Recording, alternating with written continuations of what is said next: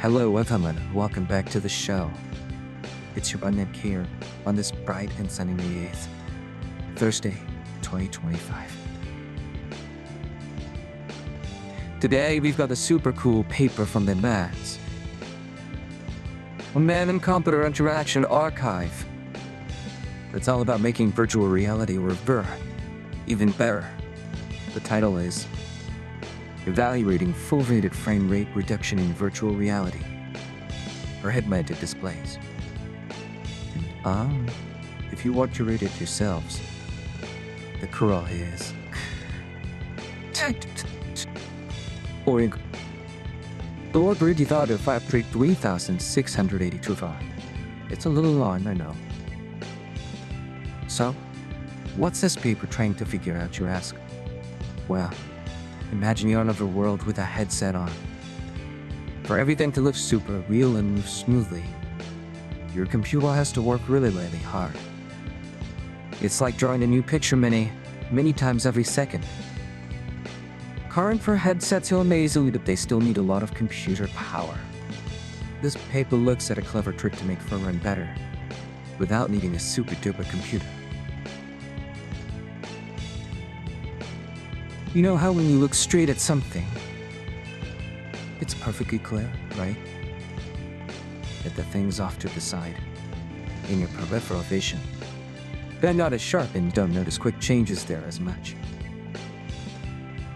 This paper uses that idea. It's called foveated rendering, focusing on where your eyes are looking. Usually, this means making the sides of the picture less detailed. But these smart researchers from Ulm University of Stuttgart in Germany, we asked, what if we just update the picture on the sides less often? So the frame rate, or how many pictures per second, is lower in the periphery. But the actual picture quality, the pixels stay just as good. They call this foveated temporal resolution reduction. Wow, that's a mouthful, isn't it? Basically, the VR headset tracks your eyes. The spot where lithium gets updated super fast, maybe 90 times a second.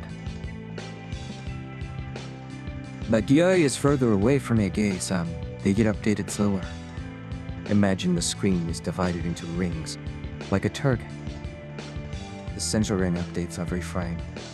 The next ring might update every second frame. Well, one after that every third frame, and so on. This means the computer doesn't have to redraw the whole screen every single time. The researchers did a study with 15 people. These folks wore an Pro headset which can track eyes. They did 2 types of tasks. In one task, they had to follow a moving object with their eyes. And the other, they had to stare at a little circle in the center, while other objects moved around in their side vision. The researchers wanted to see how much they could slow down the side updates before people started to notice weird things like images tearing or flickering, or if it made them feel distracted or uncomfortable. And the results are super interesting. They found that they could reduce the average number of pixels the computer needs to draw up a frame by a lot. It was that they reduced it by over 63%. Then most people didn't feel uncomfortable or too distracted. This means we could run much smoother on computers that are top of the line. They also tested this with different backgrounds in film, like a realistic street, like a forest and a park number than just a plain blank color. Interestingly, the tiger background did make a huge difference, though a plain backlight was slightly better when people were staring at the center. Seems people noticed the effects more when they were actively trying to follow moving objects with their eyes. But even then, most people didn't report feeling very uncomfortable, which is great news. So, how could this be used in our everyday lives? Let's think of some examples. First, there's a fairly website or mobile app quick to design. Well, this is more further in R, but imagine future interfaces. If you're looking at one part of a complex data visualization on a huge screen, the card could be super crisp and fluid. parts tune out looking at save energy. Second, for VR and our interfaces themselves, this is huge. VR games could run much more smoothly on less powerful hardware, like standalone headsets that don't connect to a big PC.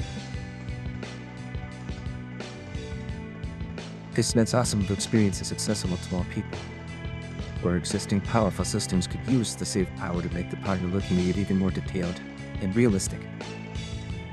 Third, think that accessibility technology. For some people, fast-moving, busy visuals in VR can be overwhelming, or even cause for sickness. If we can intelligently reduce the frame rate in the periphery, it might create a more comfortable experience.